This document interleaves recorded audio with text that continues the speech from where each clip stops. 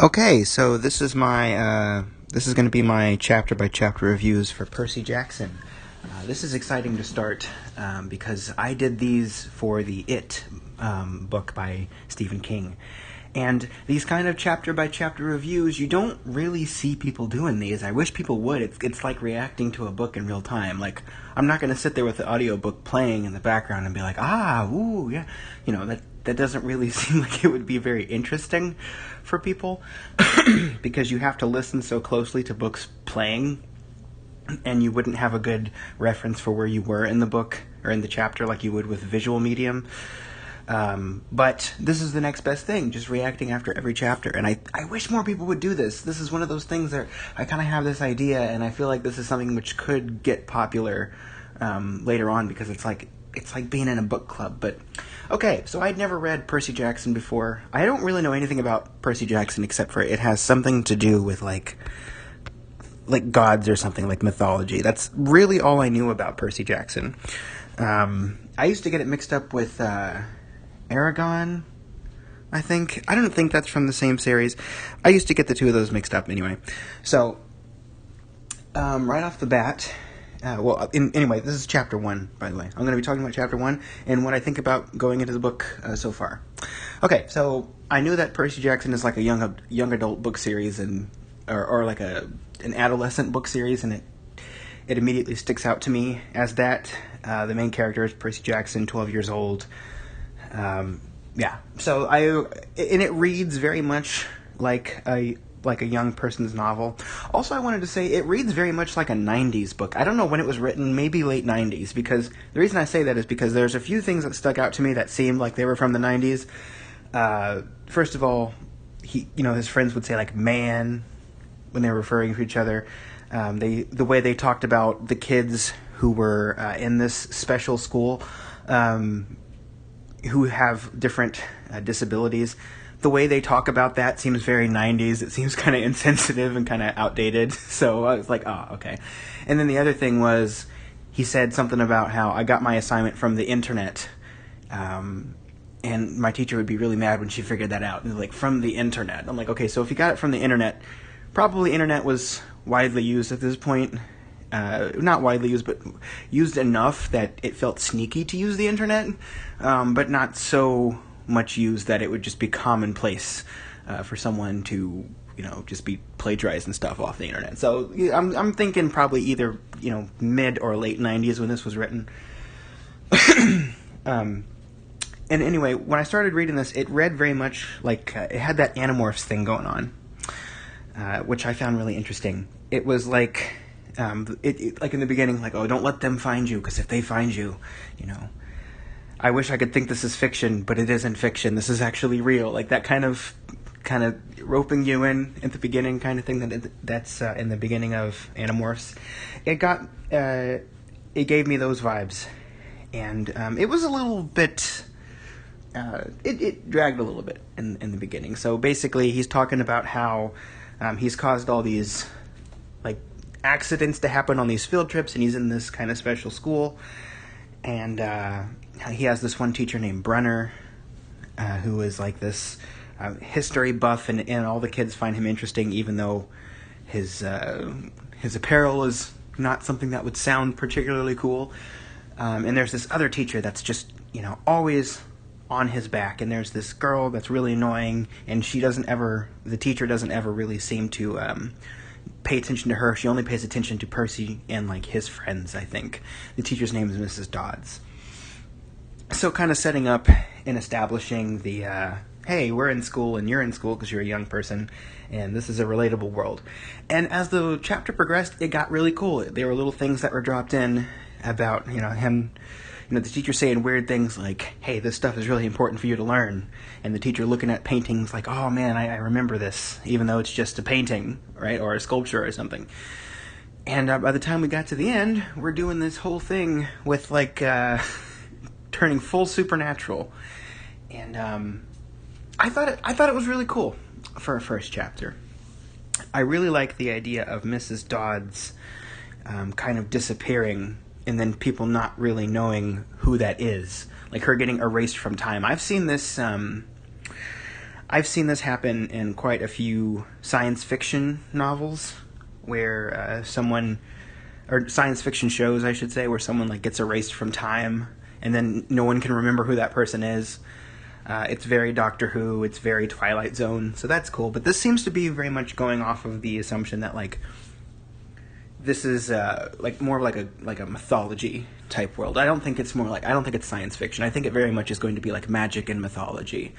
And fantasy, which is not something I'm typically into with novels. I tend to either like them to be like horror or supernatural, more traditionally, or just straight up like science fiction. So this is something that's kind of new, and I've never read this, as I've said several times, and I know I'm kind of rambling now, but I didn't look at my notes particularly well before I started.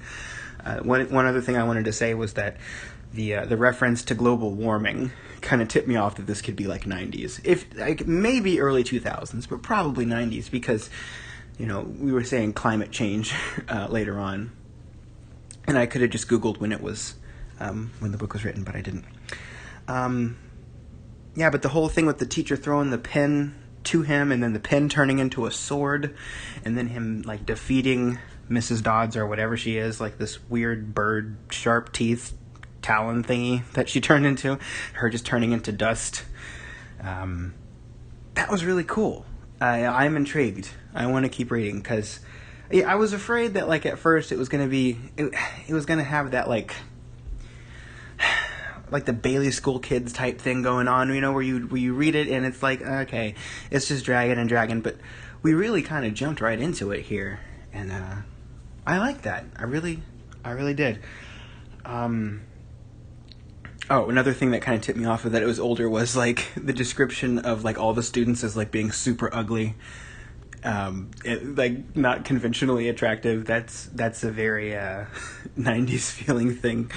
We don't typically, we've had like the body positivity thing since then, so this seems like it could be dated. I mean, but something. What else do I want to mention? Is there anything I really want to...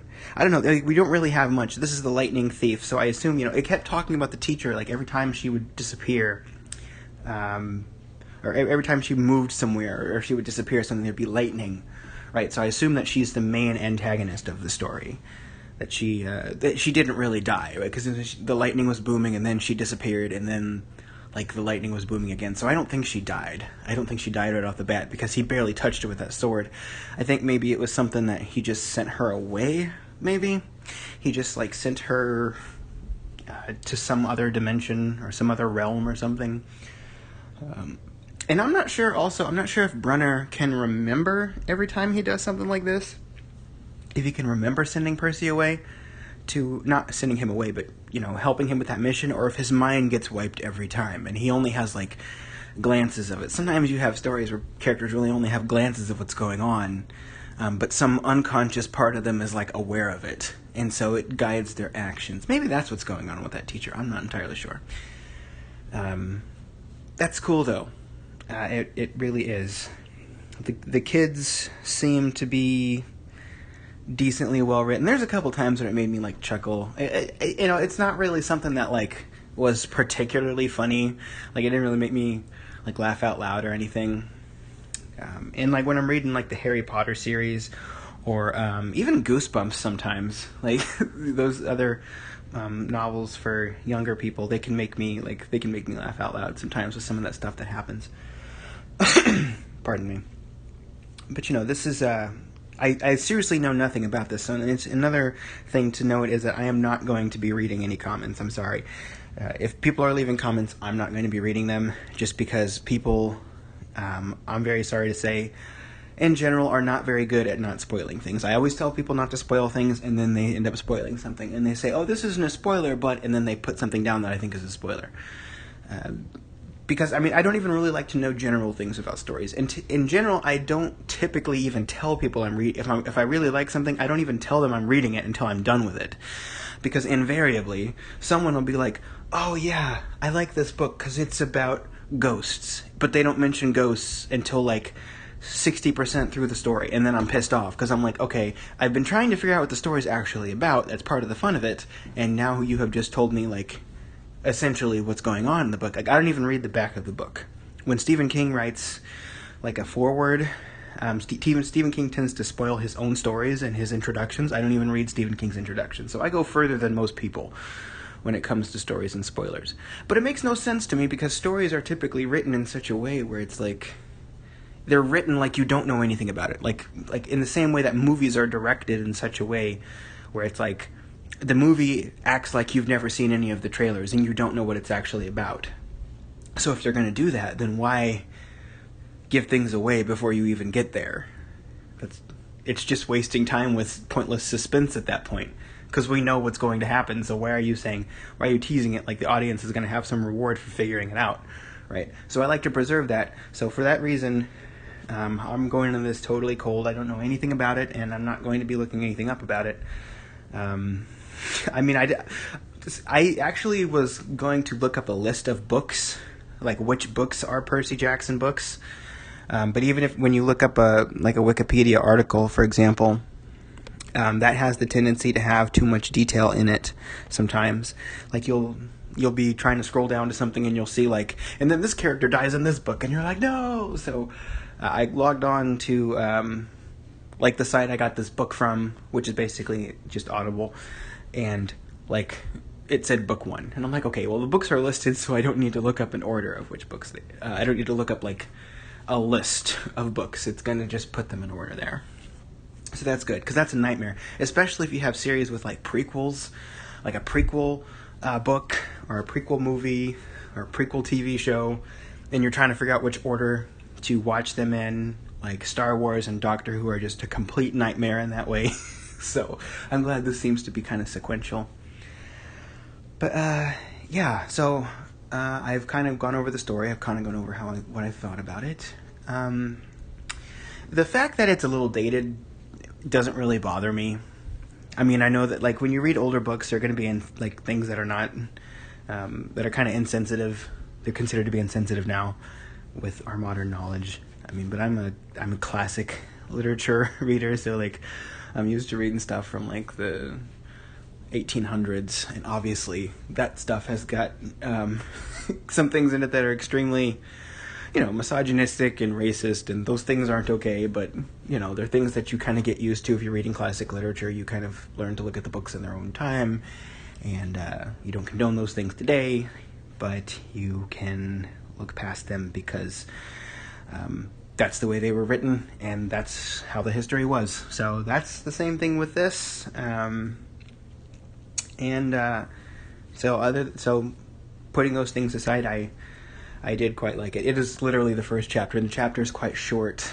I wish it was longer, but it is a young people's novel, so the chapters are going to be shorter. And I know that this first video, by the way, I need to say this, is going to be way longer than the other ones are. It's going to be unnecessarily long while I'm kind of bumbling around trying to figure out the format, but this will get more streamlined, just like it did for the It reviews, when I got more of an idea of what I was going to be doing. I didn't particularly write any long notes down for this, so I think next time I read a chapter, I think what I'm going to do is, before I talk about it, I'll just start writing like an outline as I'm reading it about what happens and the major things I want to talk about. But yeah, so yeah, I think that's pretty much everything. Like the way the characters are written so far. I'm intrigued by the opener. That was a kick-ass opener. Yeah, I really liked it. So we're gonna see what's going on, and I have no idea, by the way, how many books are in this series. Absolutely no clue. There could be like 10, or there could be 3. I really don't know. I don't even know, like, are they still releasing books for Percy Jackson? Have there been movies? I mean, I know I'm pretty sure there have been Percy Jackson movies, because like I've seen like trailers with Percy Jackson and maybe like something about gods or something. But I don't know if it was like a Netflix original or if it was like a theatrical release back in the early 2000s or something. I have no clue. But regardless, I'm going to keep reading this. I will see you at the end of chapter 2, and hopefully this will be much shorter next time. But thank you for checking this out, and I will see y'all next time. Bye-bye.